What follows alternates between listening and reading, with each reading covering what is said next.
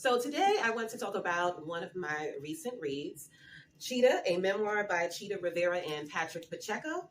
I came across this one at my local and dependable library. And because I'm a shallow gal, I loved the cover, so I picked it up. Now, I was unfamiliar with who this person was, but, well, I had no expectations since I didn't know who she was. But I was pleasantly surprised, or just surprised, I should say. I really enjoyed this read, and it's well worth the read. So it's a quick, I would say it's a quick read too. It's under 300 pages. I did go back and forth between the audiobook and physical book because sometimes she would get very detailed with the Broadway productions. And when that was happening, I would switch to the audio so I can just hurry those parts of the story along. And then when it got back to something juicy, I would alternate back to the physical book. And she narrates her audiobook herself, Chita Rivera. And I must say she has a lovely voice. I loved hearing her tell her story. Chita Rivera, she originated some of the most famous, maybe you can say infamous roles on Broadway. Roles like Anita in West Side Story and Rose Grant in Bye Bye Birdie and Birdie, or was it Bring Back Birdie? Let me see. Bring Back Birdie. Okay. Hello, my name is Tamika, and whether you stumbled upon Junkie for a Story or are here by intention, thank you for stopping by. I hope you enjoyed this video, and if so, please give it a like and subscribe by the end. Also, take the extra step and click the bell to turn on notifications. There will be a link in the description for the memoir I referenced in this episode, Chita, a memoir by Chita Rivera with Patrick Pacheco. If you want more info about the book, you know what to do. And now, on to the video.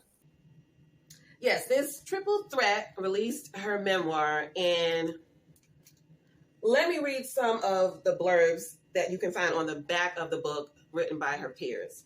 So, Rob Marshall said, it's filled with Chita's loves, laughs, losses, and all that jazz. John Kander gushed about her memoir, saying it had lots of stories, lots of insight, and quite a few caustic statements from Chita's alter ego. And last but not least, Mr. Lin-Manuel Miranda praised her with this lovely compliment. We're so lucky to be alive in the same timeline as Chita Rivera. Who is Chita Rivera? Just in case this video happens to reach someone who, like myself, had not heard of her, I'm just going to do a brief summary. So Chita Rivera was born Dolores Conchita Figueroa del Rivero Anderson on January 23rd, 1933. And, you know, if you make Miss Chita Rivera mad, you got to say her full name, okay? And you better not stutter, okay? So, yes, and you will hear from her alter ego, Dolores, whenever she needs to put somebody in their place. That's when Dolores comes out, you know? All right, and so she was 7 years old when she lost her father, who was just shy of turning 41 years old. He died of cancer, and then her mother, Catherine, never remarried. So she raised her young children with her one income, and she had the help of her mother, who was also widowed at that time, and then her sisters. They grew up, Chita and her siblings, in Washington, D.C., and her mother noticed that her middle child had a rambunctious personality, and she knew she needed to cultivate her natural abilities in a more productive way, as opposed to tearing up her furniture and stuff. So she decided to enroll her in dance school, and so Chita she attended the Jones Haywood School of Ballet in Washington, D.C., and this became a second home for her. She developed a strong bond with her dance teacher, Miss Jones. This teacher also encouraged her to audition for a spot in, what's the name of the school? The School of American no, the American School of Ballet. So they were holding auditions, and if it went well, the student would receive a scholarship. So Chita talked it over with her mom, and her mother had no issue with it. So she traveled by train with her teacher to New York to audition for placement in the school. And everything went well. She was accepted. And because she had an aunt and uncle who had an apartment in the Bronx, she stayed with them while she attended the school in Manhattan. And from there, that's where her career on, well, we'll say her dancing career began. So I will say, Chita tells her story with such, there's such a, I don't know, I want to say twinkle in her voice. You can literally hear her. She just sounds so happy, so gracious and appreciative of the success she had on Broadway and off Broadway, in Hollywood, etc. She just has that jovial spirit about her. And not that she was an immediate success, but it didn't seem like she had a rocky time before she made it, you know? But she, yeah, I mean, I wouldn't, there were no drastic low points in her career, you know? That's how I would put it, or at least that's not what she spends time talking about in her memoir, you know? So she had her ups and downs like everybody else, but she didn't dwell on it, or, you know, she doesn't come across as resentful about anything. But I guess once you read her story, you realize what is there to be bitter about. I mean, she had a good time. But anyway, some of her notable works on Broadway, let me just tell you. Okay, so, and these, she also originated the roles as well. But like I said, Anita in West Side Story, and then there's Velma Kelly in Chicago, and Spider-Woman, also the character was known as Aurora in Kiss of the Spider-Woman.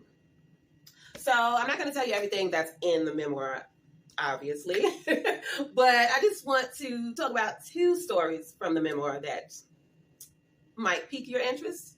Okay, so before I get to the Sammy Davis Jr. story, let me tell you about Miss Liza Minnelli. Okay, so it was the summer of 1984, and Chita was starring in The Rink, which was a Broadway musical with Liza Minnelli. At this point, Liza, who was from Hollywood royalty, I mean, there's her mother, Judy Garland, and her father, the stage director and film director as well, Vincent Minnelli. So she came from Hollywood royalty, and she was making a name for herself and not just being the daughter of Judy Garland, right? But still, everything she did is always going to be compared, or at that point, was always going to be compared to her mother. And every time she stepped foot on stage, obviously someone is going to say, you know, how would Judy Garland have done this? I mean, you just, it's going to come up, okay? It is Judy Garland, you know? And Judy Garland had passed away in 1969. So, I mean, it had been several years. So she had time to, you know, forge her own name and develop her craft. But still, because at that time, you know, Judy Garland, her presence was still well known and respected as one of the best in showbiz. So the pressure for Liza Minnelli to succeed in everything she did was almost insurmountable. And she took 2 prescription drugs to cope with those pressures. That became an addiction that was almost detrimental to her career. So Chita Rivera, in the Broadway musical, The Rink, she plays Liza Minnelli's mother.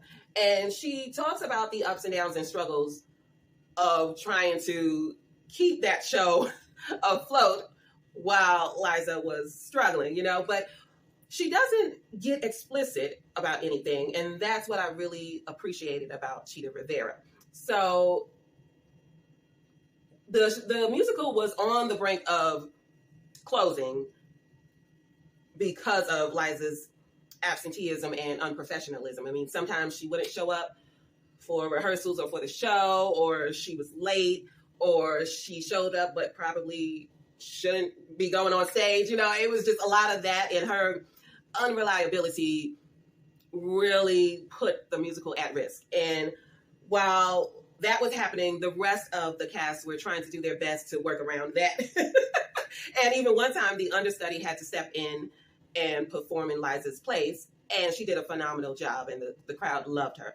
As a result, Liza Minnelli did ultimately leave the rink to check into a Betty Ford clinic. So, and that probably was best. However, what I did want to point out is, like I said, Chita Rivera doesn't get explicit with the details about Liza's struggles. And sometimes when you read these books, people, they overshare someone else's story, and I feel like it's not their place to do that. And Chita Rivera never did that with Liza, maybe because they also are friends as well, and so she has that respect for her friends, so she wouldn't cross that line. But still, she didn't divulge too much about Liza's addiction. She only brought it up to say, obviously, because it was affecting the musical, she had to bring it up. I mean, and if you're writing a memoir and you have a Liza Minnelli story, I mean, she's one of the most famous women in entertainment. So you're going to tell a Liza Minnelli story if you got one, right? So you get why she did tell the story, but she didn't exploit her just because, you know, she had a story to tell. And I really appreciated that. But speaking of prescription drugs, because I don't know how common it was in that day. I guess it was known. I don't know if it was common knowledge is what I'm saying. But I guess it was known that Liza was struggling with drug addiction. But I don't know how specific it was in the news or whatever. But I noticed how there's this hierarchy within the drug culture. And so I feel like prescription drug abusers like to distance themselves from street users to say that they're better than. And I just find that odd. I mean, because at the end of the day, they're all struggling. It's a drug addiction either way. So, I mean, yeah, your doctor prescribed it or not. If your doctor prescribed the drugs, they gave you a specific dosage, okay? So if you are exceeding that dosage, then you are a drug addict, okay? And if you are depending on those drugs on a regular basis, you are a drug addict. So you are the same as somebody who's struggling with drug addiction, who made their drug of choice maybe cocaine or whatever. You know, I mean, it's all the same to me. So I don't get why some people act like they're better than because it's prescription drugs, because I've seen people lose their homes over prescription drug abuse or lose their jobs over prescription drug abuse. So it's still an addiction, you know, but some people act like they're better than. Anyway, the next story, speaking of celebrities that Chita Rivera worked with on Broadway. So in 1956, she was in the musical Mr. Wonderful with Sammy Davis Jr. And this was very important to Sammy Davis Jr. because if this musical was successful, I mean, obviously it would lead to other opportunities for Sammy Davis Jr. And at this point, the entertainment business was very much segregated. So there wasn't a lot of opportunities for Black entertainers. So this could have helped Sammy Davis Jr. among others. Although, you know, I don't know what was on his mind. He may have been, you know, self-focused at this point and just thinking about how to further his career, which, you know, I'm not judging that or saying anything about that. I'm just saying I don't know his intentions with the musical. So he really wanted to make this a success, but he had some obstacles in front of him being a Black man on Broadway. And there weren't that many, there were few Black people in plays, let alone starring in their own, you know, plays and musicals on Broadway. He just said, you know, he was infectious. So he would often entertain the performers and his friends at his hotel after the show well into the early mornings, okay? Sammy liked to party. And he was a very social guy, it sounds like. So they got to talking, him and Chita, and eventually the relationship became romantic. But it was a brief romance, okay? So Chita talks about one night when Sammy Davis Jr. was feeling anxious. He needed a distraction. So he asked this columnist, his name Bert Boyer, I think, who had a column at that time. He asked him, hey, when are you going to take me to the El Morocco? And so then Bert decided to call them up right then and see if they could get a table or whatever and make reservations that night. And Bert, he got on the phone with them. Now, mind you, normally Sammy gets VIP treatment, but it's still segregated, okay? And blacks are still denied service at certain places, you know, or in certain places, you know. And so Bert was on the phone with El Morocco, and it sounded like things weren't going well. So then Bert continued the phone call in another room, but it sounds like it was adjacent to the room that Sammy and Chita was in, so they could overhear the conversation. And Sammy, the way Chita tells the story, Sammy was growing upset. Yeah, well, just put it like that. I mean, he could tell that it was a no. So then Bert came out of the room, and Sammy didn't even want to hear the answer. He already knew that basically it was a no. He was not welcomed. And it was at that point that, well, it was shortly after that incident that Chita Rivera and Sammy Davis Jr. broke up. But it doesn't sound like it was a bitter breakup. I mean, again, they dated briefly. And so she still has love for him. She talks about him fondly in her book. But what I found interesting is that she made a comment about how she didn't like when he joined the Rat Pack with Frank Sinatra and Dean Martin. I mean, there were others in the Rat Pack, but those are the main ones I remember. So she made a comment about she didn't like how they treated him and stuff like that. And I just found it interesting that she ignored her privilege to judge the decisions that Sam Davis Jr. made when he is a black man and a black-skinned man. So it's not like he could pass, you know?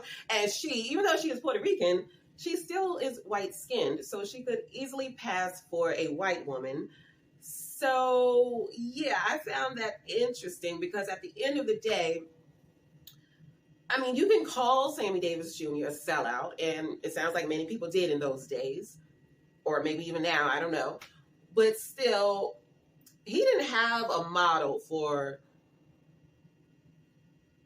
he didn't have anyone to show him how to go about navigating Hollywood and show business. You know, he didn't have any model to follow. So he's just doing this how he knows best to do it. You know, he's making decisions based on what he thinks is going to further his career. But again, like, if I were to ask you to name black entertainers from that time, I mean, I can't even think of any. I mean, I don't know if Red Fox was around. He comes to mind, but I don't know when he kind of really came on the scene. But even though he's a comedian, but that's one. Maybe Nat King Cole. I don't know if he's the 50s or not. I don't remember that. I just know he's from, I think, that time. I don't know which decade, but I mean, you can't think of a lot of black entertainers from that day, okay? So when people judge Sammy Davis Jr., it's like, I mean, how would you have done it in that day if you were him? If you had his skin color and you were trying to do what he did, how would you have done it? Because Chita Rivera is, at the end of the day, white-skinned. So she could have easily passed if she needed to. And, I mean, it's commendable that she kept her name, because you can tell from the name that she's Spanish.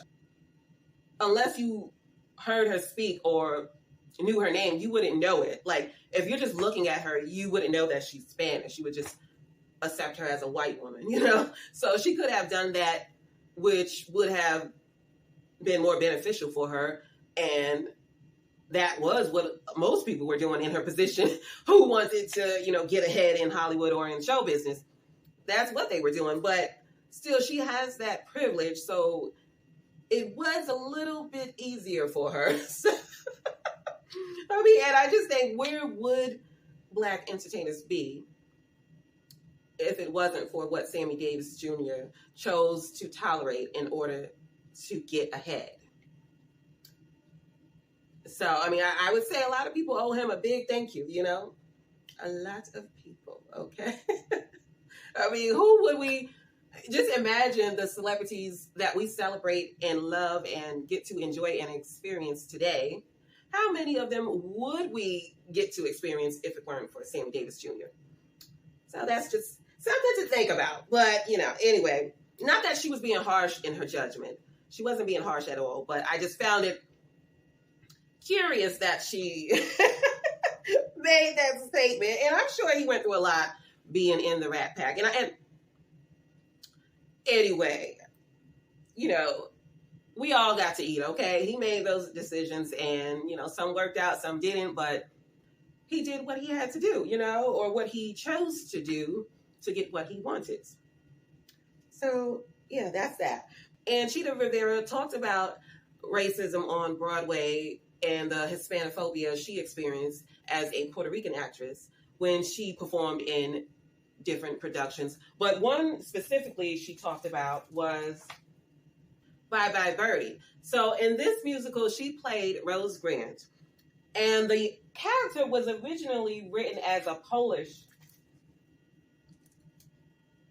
Yes, she was written as Polish. And this character was conceived by Michael Stewart. So that Albert's antagonistic mother, May, would never be at a loss for ethnic jokes to hurl at her prospective daughter-in-law. But then when, and that's a quote from the book, Albert is Rosie's character's fiance. And apparently Albert's mother is the racist. So she talks about how that character was supposed to be Polish, but then they changed it to Spanish once Chita Rivera was cast in the play. And then they wrote the song, hence Spanish Rose. And this song had the clicking castanets, tacos, tangos, and tequila. This is what Chita says. So I'm going to quote again. I wasn't crazy about this song, which satirized May's racism. It's what minorities have to put up with all the time. This sense that we aren't as American as whites. Asian Americans are forever being asked, where are you really from? Even though their family might be 5 or 6 generations in this country. The first stanza of the song mocked May's insistence that I was some predatory Tamale right off the boat, when the truth of the matter was that Rosie hailed from Allentown, Pennsylvania. So she talks about how she herself perpetuated certain stereotypes about her own people through the roles that she played. And I'm not judging her for that because, again, I understand that Blacks and Spanish people, the Black and brown people, okay, they had to do what they had to do to at least get in the room first. You got to be in the room in order to change the room, okay? So, you know, well, at least I'm going to speak for me. I get why she took certain roles, and some people may criticize that they're racist or stereotypical, but in that day, I mean, you got to put things in perspective. So she started, in the 50s or so? And I don't know when this one was. Let me see if I can find a date here. Bye Bye Birdie appeared on Broadway in 1960, and then the sequel, Bring Back Birdie, was in 1981. There weren't a lot of diversity on Broadway at that time, so I'm sure. And then she was young when she first came out, and she probably didn't want to rock the boat when she's trying to, get established, and that wouldn't be smart. And then I'm sure once she felt like she had enough clout, then she used her voice to, make those changes and influence those in power to write more realistic versions of Puerto Ricans and other people in the Spanish community, because you didn't. The thing is that the producers and creators and writers, most of those people were white, white-skinned people writing those stories and creating those stories to show on Broadway. So they're the ones in power, It's not Black people or the Spanish people to tell their stories. So she was in a tough spot, but it doesn't sound like she has any resentment towards any of the roles she played. Now, I mean, I haven't seen any of that, you know. I'm not a Broadway gal, so I don't have much of an opinion on that stuff. But yeah, I did wish she would have reflected on that a little bit more. She did go into it just a little bit, but she